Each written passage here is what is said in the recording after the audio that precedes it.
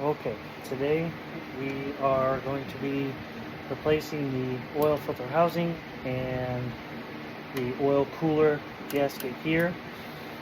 In this scenario here, the belt had gotten shredded off from the leaking oil filter housing gaskets. Henceforth, like you see, the valve cover is off. Going to be doing the oil pan gasket as well.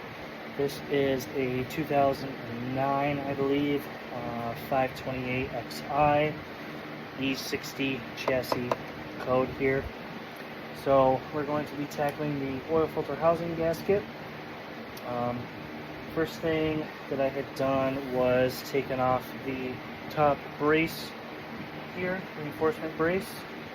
They are held on with some T30s, kind of like, see, some T30s, and then you have the hood latch cable and hood latch mechanism here that you do need to just take off the T30s and pull out the cable from that. So you're going to take the expansion tank return line.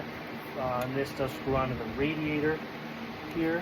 You can't disconnect it from the radiator if you want, or if you want to disconnect it from the expansion tank, you could do that too. This, like I said, this is an E60 model. The E90 model has that vent line built into the upper radiator hose. So whichever you choose here, you can go either route. I am going to take it off from the radiator side. It's just going to be a little bit more easier for me. So depending on what kind of clamp you have, you can use a Phillips or a flathead screwdriver. I'm going to grab Phillips in this case.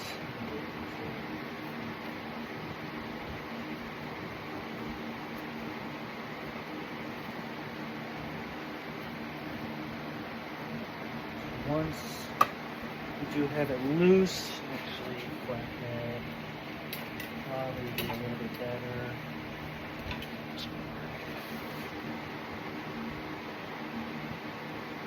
Once you have this hose clamp loose, then you can remove the vent hose. And the best way to remove these cooling hoses is with this. This is what BMW uses.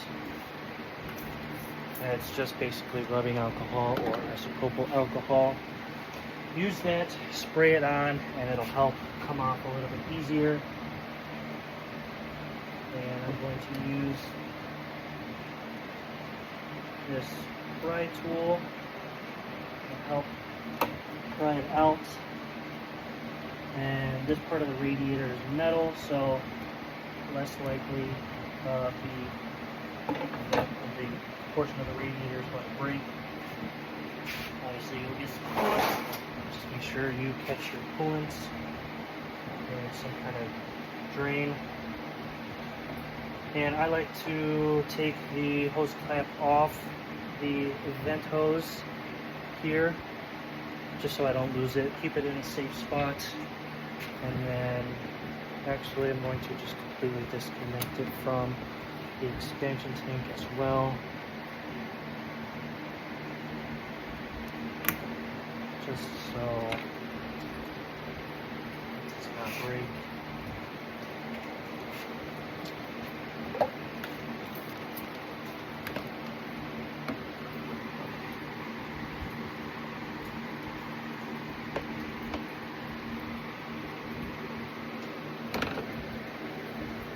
So this is your vent hose. I like to take it off, just give me some room, just give me a peace of mind that it's not going to break. Set it off to the side.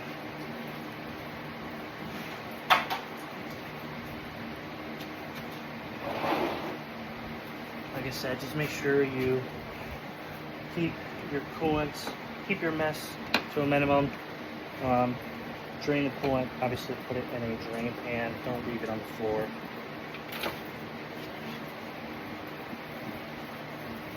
Now it's draining out. Now I'm going to disconnect the upper radiator hose. Take the upper radiator hose off.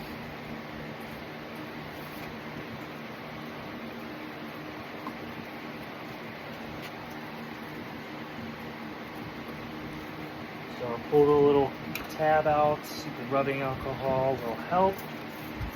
Just spray it on around the area as much as you can. And if you have any pry tools, screwdriver, or if you have one of these style pry tools, these help a good amount. Just find a spot where you can wedge it in somewhere. I'm going to use a headlight here. Let's see. Just find a spot where you can wedge it in somewhere and give it a good pry as you're pulling out the hose.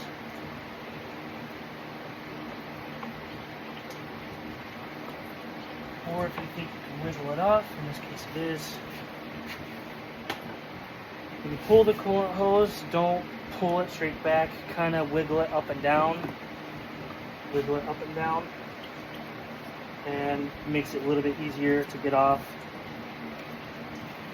Here's a mess.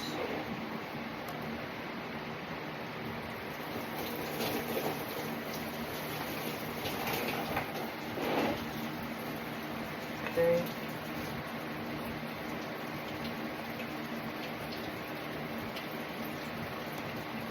Let that drain for a little bit. I'm actually going to pull the fan out as well because I'm going to be doing a belt and tensioner and resealing the front main seal or the crankshaft seal. So I'm going to pull the fan out. You do not have to for this job, but if you want to, you most definitely can.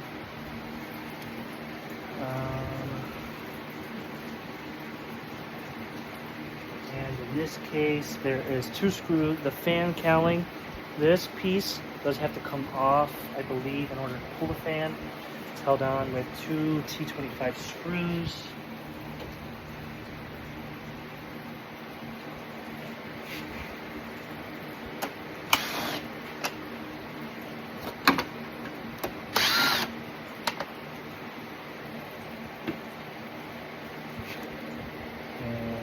Sorry, three T25 screws.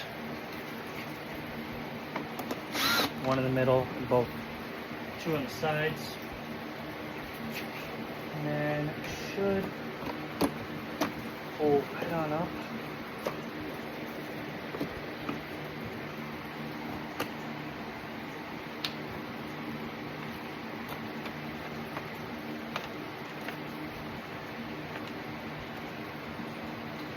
Sorry, there is 4 of them, but I'm just going to loosen it just so I can get the fan here out of the way. And I don't think this one's bad.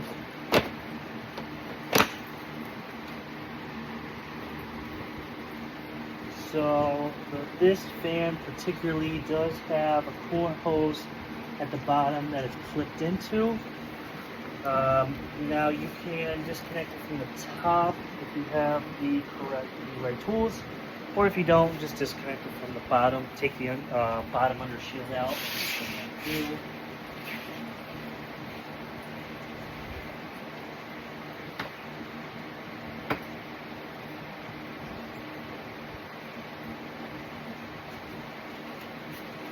Once I pull the fan out, I will show you.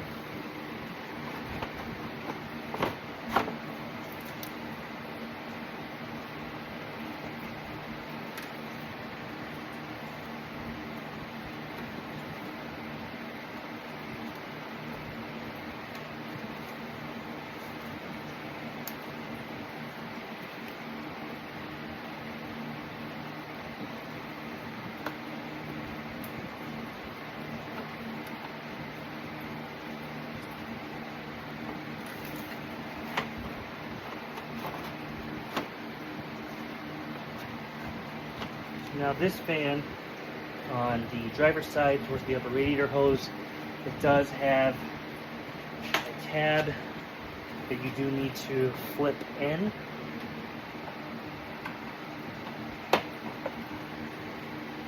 Show you here in just a second.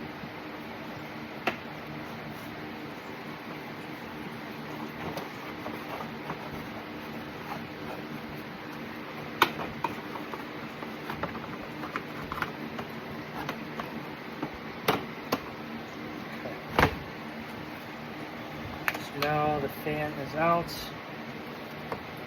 so you have tabs here for coolant hose to go in, and you also have one right here.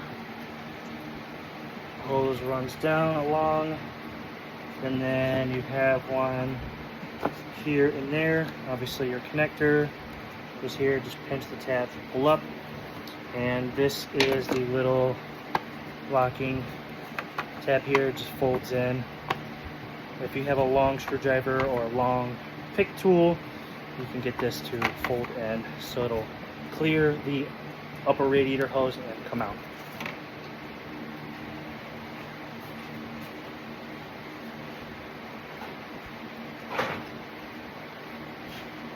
Now you want to make sure you set your fan off to the side. Leave it standing up if you can. If you can't, set it down nice and easy. The fan has weights on it. There's little inserts that it has. There's little weights in it. And if one of those weights is not there, over time the fan will be out of balance and prematurely, in a sense, destroy itself. And then can cause other catastrophic failures. Could bust the radiator and the condenser here on the front. Could destroy some of the coolant hoses up in front. So just make sure you don't lose any of those clips. So once we have the upper radiator hose off here, just kind of push it down a little bit to get all of that residual coolant out of the hose. And you can kind of set it off to the side. Find a spot, kind of just set off to the side. If not, totally fine, just leave it where it's at. So now, this case here, I'm going to remove the cooler, and it's this one here is held on, looks like some Torx T45. Bear with me here.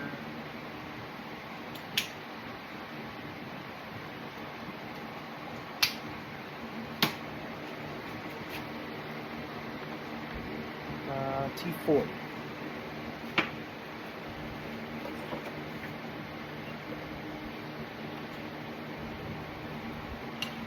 It's held on with 3 T40 screws, and I have a long, if you have a long, that is probably a little bit best, or if you have a short, use an extension. This is here the long. Gonna break it free for right now. Make sure they all break free. And then you have one underneath. You can kind of see, if you can't, you can feel it. What I like to do is just break it free, then take them off by hand. You don't have to, but it's how I prefer it, just so I don't lose it. Now some of these, I believe, can be aluminum. This one is not. I believe some of them are aluminum. Correct me if I am wrong, but if they are aluminum, if you do have some that are aluminum, then you want to replace the screws. Now these N52s are notorious for a lot of aluminum screws, so be mindful with them. If you're going to reuse them, torque them close to spec as you can. Do not over tighten it, you will break it. So, take the cooler off. Now you can, if you do have a cooler, some models do have coolers, some do not. If you do have a cooler, you can keep that little hose that's on it. You do not have to disconnect it. Now this cooler has oil and coolant going through it. just make sure in your drain you catch it all. In this case here, I'm going to be mixing oil and coolant. So if you're at home DIYer, return oil to auto parts store. Don't bring back coolant mixed with oil. So there's a little slot here where you can fit a screwdriver, kind of right in this area here. Kind of can just give it a little pry. And here it comes. Just going to set it down nice and easy. Let everything on the cooler side drain. And now we have our gasket here. So what I like to do is pull out the old gasket, and as you can see here, it's been leaking for some time. Well over some time. So if you have a little pocket screwdriver or a little pick, you can get in between the groove and just pull out the gasket.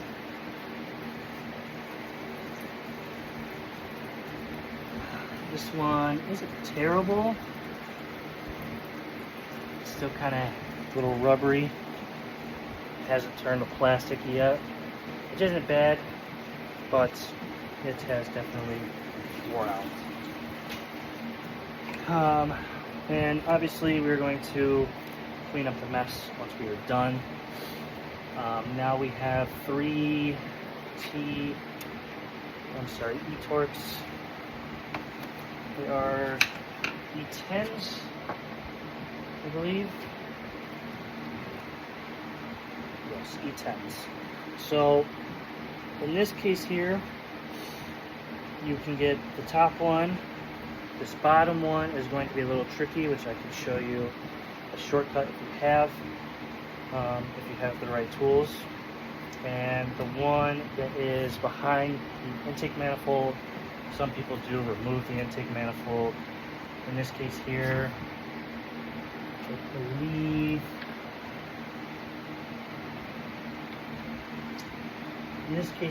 we're going to slacken the intake. We're just gonna loosen a lot of the bolts here. Just kind of pull it back a little bit. That way I can sneak a tool in it. So these are 11s, I believe, for the intake manifold.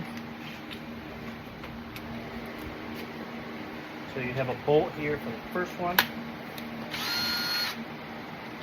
going to take that one out. Just want to charge the battery.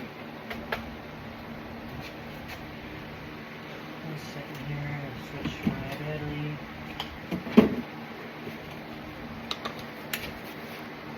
And the rest here are nuts.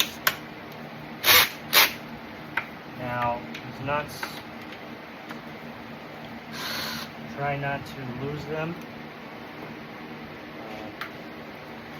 when you're taking these off. Try not to drop them down. If you do drop one down, you can. The nice thing is it's pretty open, so you can see down there. Hopefully, you can fish it out. We're just going to loosen majority of them here. This particular one, since this is an e60, it does have bolts in the back to hold the fuel rail in place, which is kind of nice. Compared to the e90, a lot of them are nuts. We'll just take all the bolts out. It's totally fine. You could take about most of them out and leave the back one in, so that way we have some room to pull the intake back a little bit, which I think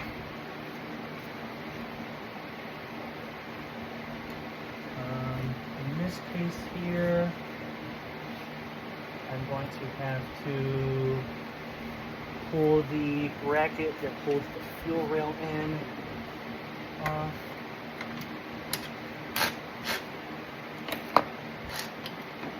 is a 10 millimeter.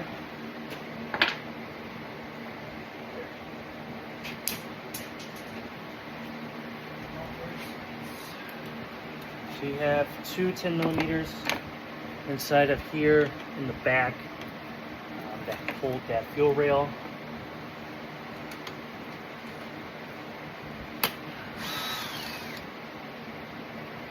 Try not to drop them.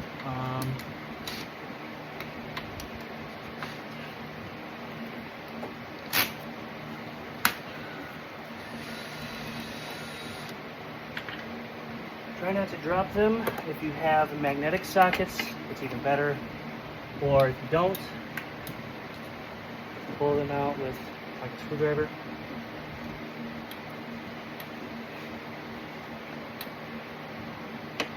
And in this case here, one would fall in the runner a little bit, which is okay.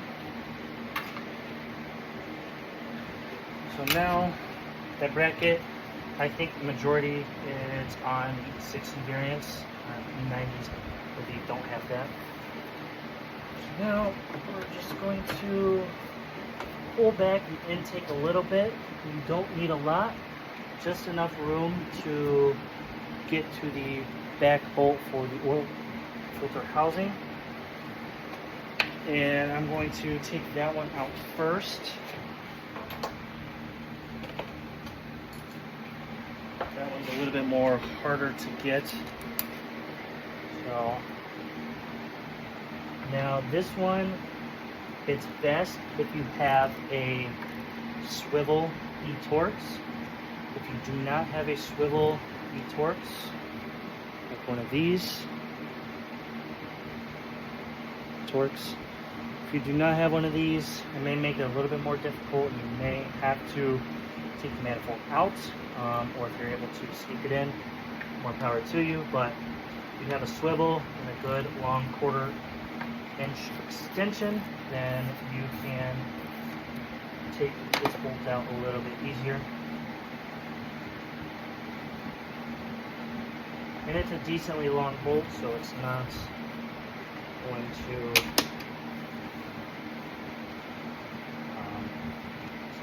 fall as much. And there we have it. Now these ones are not aluminum, which is good, because if you do drop this one here, you can get it with a magnet, but try not to drop them. So we got that one out, and I will take the top one out. A side note here, if you are doing this job and the car has high mileage, you do have to disconnect the oil pressure sensor, which is located here, and pull the connector out and you see oil inside of the connector side. Replace this sensor, clean out the connector, and you should be fine. What happens is the sensor leaks oil through it and can cause oil to run through the engine wiring harness and get traced back into the DME. If you do not replace that sensor, over time it will oil will get into the DME. So, side note, I would recommend replacing that sensor. I believe that sensor is probably $30. In this case here, you're going to replace it. I do have to order one. We don't have it with me as of now.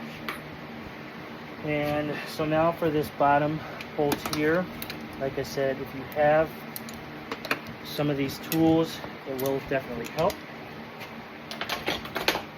So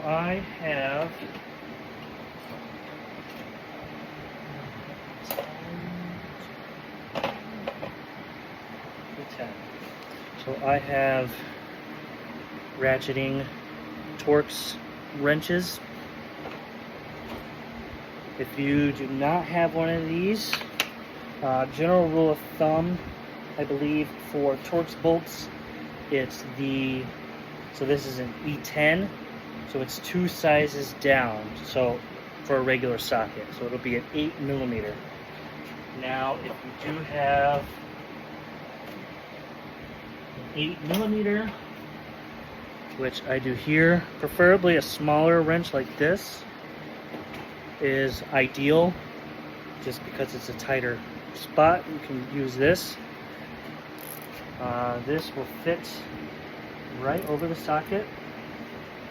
Okay, tighten. And you kind of have to give it some strength because we're using a smaller wrench. But generally, these bolts are not super tight, and you can get it with just a 8mm. I believe this is a 12-point ratcheting wrench. If you do not have that, I know some wrenches are not 12 points.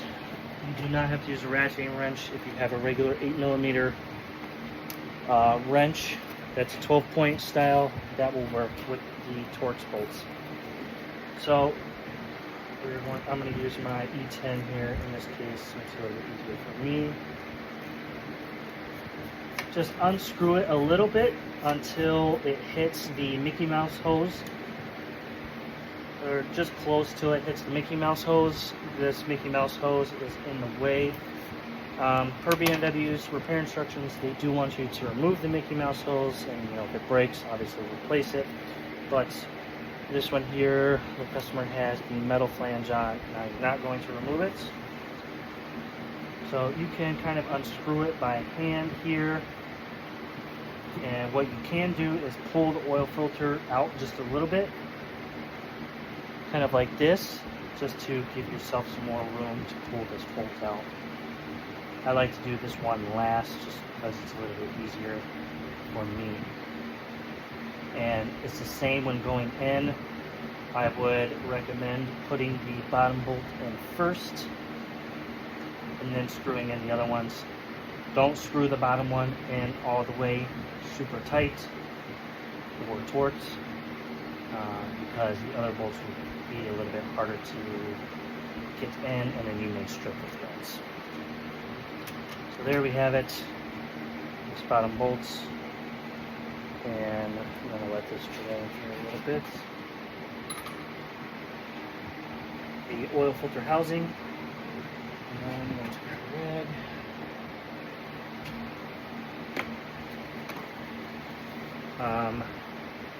Probably should have removed the oil filter, but that's okay. So before this job, or especially during this job, I would change the oil. Unless you have already changed the oil, then that's fine. You can reuse the oil filter, but I prefer to at least put a new filter in, which we are going to do later. So I'll install it, change the filter, and all that. But this is the sensor I was talking about.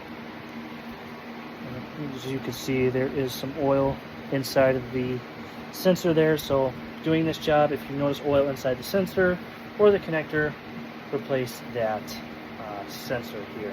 This is the oil pressure sensor. So just want to clean up here. If you have brake clean, obviously brake clean is going to be your go-to. But you can use degreaser, or if you have a parts washer, even better. If you have one of those nice parts washers, disconnect the sensor, or unscrew the sensor first before you put it through the parts washer so it doesn't mess up the sensor. We'll gasket it out, toss it, move this over to the side because it'll clean this later.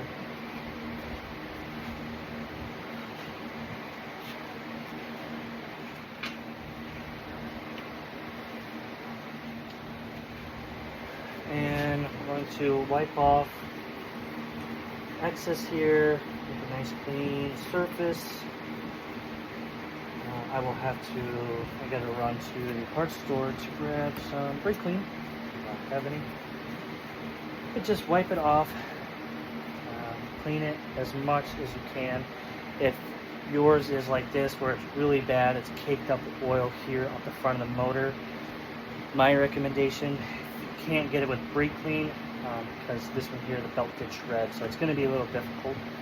is grab some degreaser, put it in a spray bottle, and let it sit on the front of the motor for a couple hours. Let that degreaser work in, and if you have a pressure washer, pressure wash the front of the engine. If you don't, just wash it off with some water and rinse and repeat. And if you can, if you have room to get in here with a rag or Scotch-Brite, clean it off as much as you can. Now, I think I don't have any Scotch-Brite. I don't have any Scotch-Brite on me, but this is what we call a cookie. So basically a Scotch-Brite that goes on one of these and it just screws in. I don't have any air in the garage as of right now. I'm just going to clean it with this. The oil filter housing will leave a little bit of, the gasket will leave a little bit of a hard stain on there. And usually a Scotch-Brite, or in a sense this cookie here, will kind of help clean that up a little bit. Don't use a screwdriver and try and clean this. If you can't fully clean it, that's okay. The gasket will still last a good while. Just try and clean it off as best as you can.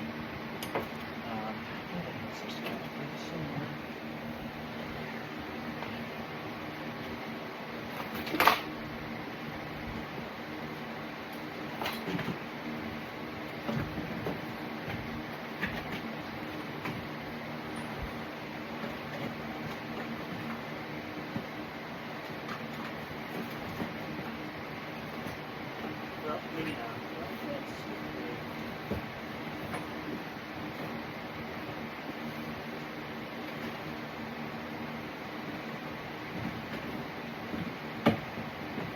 That's alright. Grab you some Scotch-Brite if you can, and just clean the mating surface off here with the Scotch-Brite pad as best as you can. Clean up your mess and reassemble, which we will reassemble here at a later time.